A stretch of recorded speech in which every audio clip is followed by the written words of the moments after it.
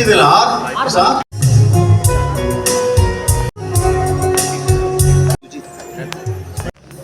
ರಿಲೈನ್ holding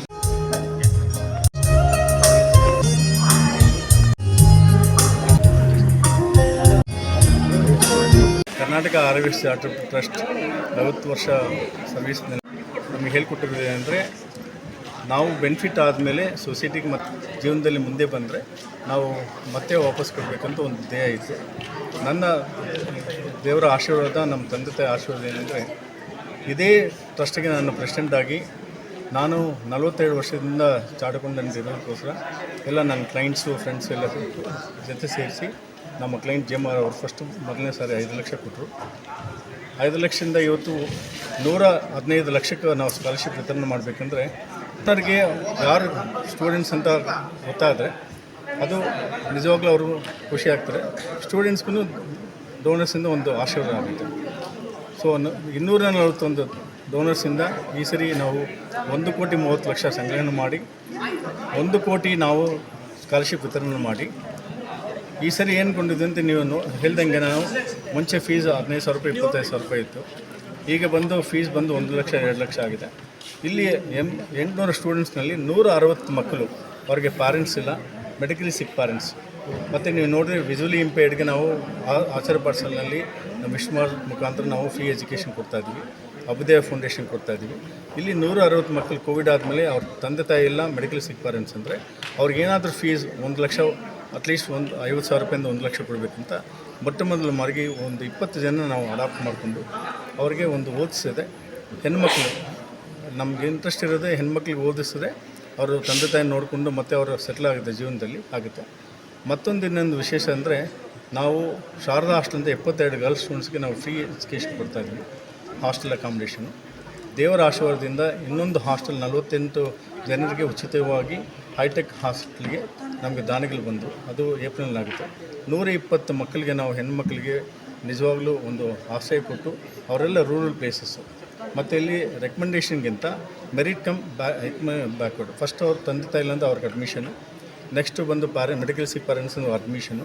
ಇಲ್ಲಿ ಯಾವುದೇ recommendation ಇಲ್ಲ, ₹1 ಡೊನೇಷನ್ ತೊಗೊಳ್ಳದೆ ಮೈಂಟೆನೆನ್ಸ್ ತೊಗೊಳ್ಳೋ ಸ್ಕಾಲರ್ಶಿಪ್ ಕೊಟ್ಟು ಅವ್ರನ್ನ ನಮ್ಮ ಮಕ್ಕಳ ಥರ ನಾವು ಟ್ರೀಟ್ ಮಾಡ್ತಾಯಿದ್ವಿ. ಸೊ ಇದು ದೇವರ ಆಶೀರ್ವಾದ. 241 ಡೋನರ್ಸ್ ಅಂದರೆ ಇದು 18ನೇ ವಾರ್ಷಿಕೋತ್ಸವ. 15 ಕೋಟಿಗಿಂತ ಹೆಚ್ಚಾಗಿ ಕೊಟ್ಟು 15,000 ಮಕ್ಕಳಿಗೆ ನಾವು ಸ್ಕಾಲರ್ಶಿಪ್ ಕೊಡಬೇಕಂದ್ರೆ ತುಂಬ ಸಂತೋಷ ಆಗುತ್ತೆ. ಬಟ್ ದೊಡ್ಡ ಜವಾಬ್ದಾರಿ ನಮ್ಮ ಮೇಲೆ ಇದೆ. ಸೊ ನನ್ನ ತಂಡದಲ್ಲಿ ಎಲ್ಲ KR ಪ್ರದೀಪ್, ಎಸ್ ಗುಪ್ತಾ, ಒಳ್ಳೆ ಜನ ನಮ್ಮ ಟೀಮ್ನಲ್ಲಿ 20 ಜನ ನಾವು ಇದ್ದೀವಿ, AVS ಮತ್ತು ಅರವಿಂದ. ಸೊ ನಿಜವಾಗ್ಲೂ ನಾವು ನಮ್ಮ ತಂದೆ ತಾಯಿಗೆ ನಿಜವಾಗ್ಲೂ ಋಣ ಇರ್ತೀನಿ. ನಮ್ಮ ದಾನಿಗರಿಗೆ 241 ಜನ ಮತ್ತು ನಮ್ಮ ಸ್ಟೂಡೆಂಟ್ಸು. ನಾನು 50 ವರ್ಷ ಮುಂಚೆ ಒಂದು ಸ್ಟೂಡೆಂಟ್ ಆಗಿದ್ದೆ, ಇವತ್ತು ಲೀಡರ್ ಆಗಿದ್ದೀನಿ. ಎಲ್ಲ ಭರವಸೆ ಇದೆ, ಪ್ರತಿಯೊಬ್ಬರೂ ಅವ್ರ ಕನಸು ನೆನಸು ಆಗಬೇಕಂತ ನಾವು ಕೋರಿ ಸ್ಟೂಡೆಂಟ್ಸ್ ಕೂರಿಸಿ ಅವ್ರಿಗೆ ಊಟ ಪ್ಲಸ್ ಮತ್ತು ಫೆಸಿಲಿಟೀಸ್ ಕೊಟ್ಟು, ಅವ್ರು ಬೇರೆಯವರಿಲ್ಲ, ಎಲ್ಲ ಕೂರಬೇಕು, ಎಲ್ಲರೂ ಊಟ ಮಾಡಬೇಕು. ಆ್ಯಂಡ್ ಅವರು ನಮ್ಮ ಮಕ್ಕಳ ಟೈಪ್. ನರೇಂದ್ರ ಮೋದಿ ಹೇಳ್ತಾರೆ ಸೆಲ್ಫ್ ರಿಲಿಯಂಟ್ ಎಕಾನಮಿ, ನಮ್ಮ ಗೋಲ್ಡನ್ ಗುರು ಅಂತ. ಮತ್ತು ಕೊಡುಗೆ ಮತ್ತು ದೇಶಕ್ಕೆ ಏನು ಬರ್ಬೋದು. ಸೊ ಅತಿ ಶ್ರೇಷ್ಠ ದಾನ ಅಂದರೆ ವಿದ್ಯಾದಾನ. ಸೊ ನಮಗೆ ದೇವರು ಅದು ಅನುಕೂಲ ಕೊಟ್ಟಿದ್ದಾರೆ. ನಾನು ಯಾವಾಗಲೂ ಚಿರಋಣಿ ಆಗಿರ್ತೀನಿ. ಸೊ ನಮ್ಮ ತಂದೆ ತಾಯಿಗೆ ಮತ್ತು ಡೋನರ್ಸ್ಗೆ ಮತ್ತು ನಮ್ಮ ಎಂಥ ಟೀಮ್ಗೆ ಮತ್ತು ಬರ್ತದೆ. ಸೊ ಅವ್ರಿಗೆಲ್ಲ ಟ್ರೈನಿಂಗ್ ಕೊಡಬೇಕು ಅಂತ ಒಂದು ಸತ್ಯಸಾಯಿ ಬಾಬಾ ಮತ್ತು ಇವನ ಸದ್ಗುರು ಮಧುಸೂದನ್ ಸಾಯಿ ಅವ್ರು ಮಾಡೋ ಸೇವೆದಲ್ಲಿ ಅಲ್ಲಿ ಸೇವೆ. ಸೊ ಅಂಥವ್ರನ್ನ ನೋಡಿಕೊಂಡು ನಾವು ಇನ್ನೂ ಕಲಿಯಬೇಕು.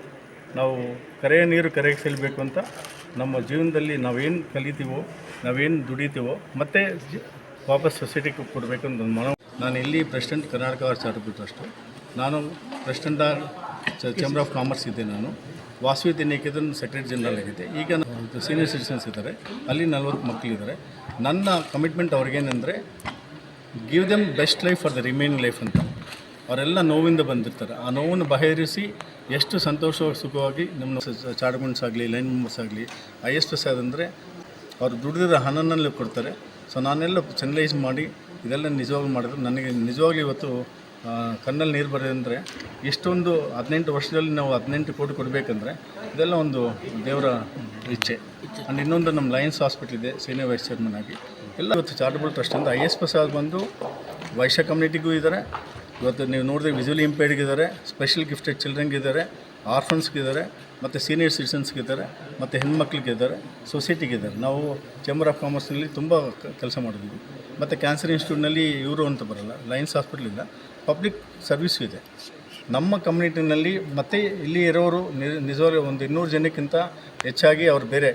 ಸೊ ನಾವು ನೋಡೋಲ್ಲ, ಇಂಪಾರ್ಟೆಂಟ್ ಬಂದು ಅವ್ರ ತಂದೆ ತಾಯಿ ಇಲ್ಲ ಅಂದರೆ ಅಡಾಪ್ಟ್ ಮಾಡ್ಕೊತೀವಿ.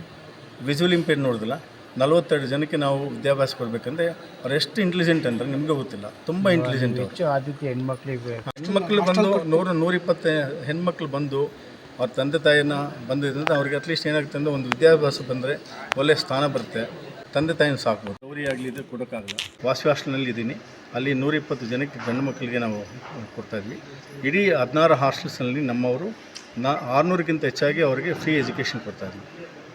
ಹೌದು, ಎಜುಕೇಷನ್ ಫ್ರೀ ಹಾಸ್ಟೆಲ್ ಕೊಡ್ತೀವಿ.